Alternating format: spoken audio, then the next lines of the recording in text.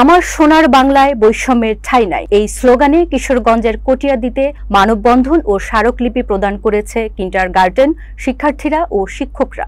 রোববার সকালে উপজেলা চত্বরে কটিয়াদী কিন্ডারগার্টেন অ্যাসোসিয়েশনের ব্যানারে এ কর্মসূচি অনুষ্ঠিত হয়। বক্তারা বেসরকারি বিশ্ববিদ্যালয়গুলোর শিক্ষার্থীদের প্রাথমিক বৃত্তি পরীক্ষায় অংশগ্রহণের সুযোগ দাবি করেন। মানববন্ধনে উপস্থিত ছিলেন সাবেক উপজেলা ভাইস চেয়ারম্যান বদরুল আলম নাইম, সংগঠনের সভাপতি শাহজাহান পিন্টু, সম্পাদক আব্দুল আওয়াল, শিক্ষক, শিক্ষার্থী ও অভিভাবক বৃন্দ।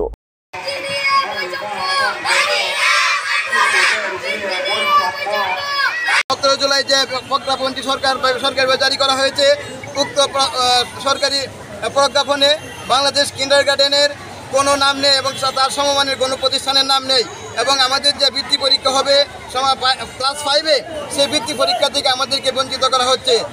আপনারা অবগত আছেন, আমাদের দেশে প্রাথমিক লেভেলে যেই পরিমাণ মেধাবী শিক্ষার্থী তৈরি হচ্ছে, সেই ক্ষেত্রে আমাদের কিন্ডারগার্টেন সমাজ ব্যাপক ভূমিকা রাখছে।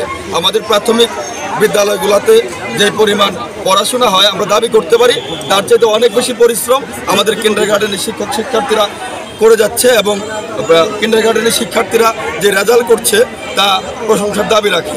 তো আমি নিজে একজন কিন্ডারগার্টেন মালিক, আমি বলবো আমাদের এই সরকার যেন আমাদের প্রতি বৈষম্য না করে এবং দীর্ঘ বছর যেভাবে আমাদের প্রাথমিক বিদ্যালয়ের পাশাপাশি বেসরকারি কিন্ডারগার্টেনের সরকারের বৃত্তিতে অংশগ্রহণের সুযোগ ছিল, সেটা থেকে যেন আমাদেরকে বঞ্চিত না করে সারা দেশের কেন্দ্রীয় কর্মসূচির অংশ হিসেবে সারা বাংলাদেশের প্রত্যেক উপজেলায় এবং জেলায় আজকে স্মারকলিপি প্রদান এবং মানববন্ধন এবং বিক্ষোভ সমাবেশ অনুষ্ঠিত হয়েছে।